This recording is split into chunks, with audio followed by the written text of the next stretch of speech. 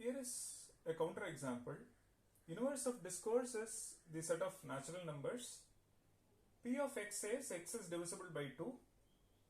Q of x says x not equals x.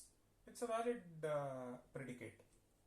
Whether it takes the value true or false is something we shall analyze, but it's a valid predicate. So if this is a counter example, what is that this example should do with respect to this implication? Left expression must be evaluated to true and this must be evaluated to false. Meaning premise must be true and conclusion must be false, which means the implication is not a tautology. That means this does not imply this always. For some it may be true, but in general it is not. Let's verify whether true implies false for this example. For all x, px, is each x satisfy this predicate? Answer is no, it is false. For example, x is 5 or 7, it is not divisible by 2, so it is false. What about there exists x, q of x? Is there an x for which x not equals x? No, answer is false. So please note, false implies false, false implies false. It is a conditional operator, so it is true. So that shows that the left hand side expression is true. I repeat, for all x px, this is false. Each x is not satisfying the property that it is divisible by 2.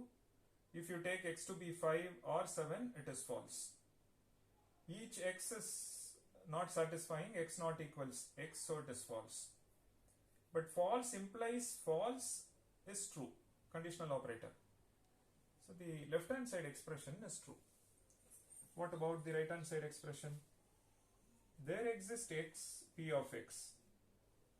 Suppose you take x to be 4, then it is divisible by 2, so it is true.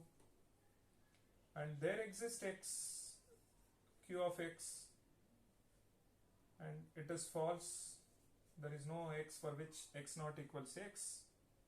But conditional operator says true implies false is false. That's precisely what we need.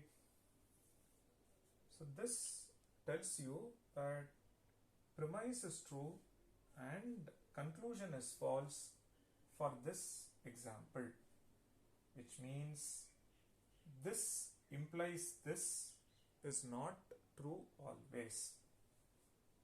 So there exists x, p of x implies q of x does not imply there exists x, p of x implies there exists x, q of x.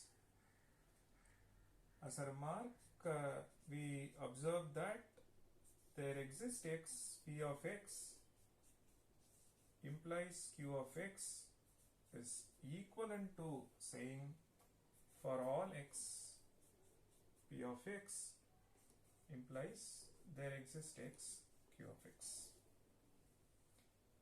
So this is the standard trick. You want to know whether this expression implies this. Simplify using well-known identities, implications, use existential instantiation, simplify, subsequently generalize, and see whether you arrive at the conclusion. If it happens, yes, we are through, done. But somewhere you are stuck and you get to intuitively see, this was our intuitive picture. We were able to see that things can go wrong when this happens, when this is false and this is false, and that will also kind of help you, train you to think about counterexample. And in fact, this guided me to look for a counterexample, and one has to literally cook a counterexample. Here is one. The counterexample is such that left side expression is true, right side expression is false. Only then you can say true implies false is not true. So it is not a tautology. Therefore, this does not imply this. Fine. So, like this, one can experiment. One can ask for other operators. One can ask for operators involving implication, conditional, and or, XOR, biconditional, or, and experiment all possible. We shall experiment more about this as part of problem session assignments, and many variants of this. Refer my scribe. You get to see more case studies on this.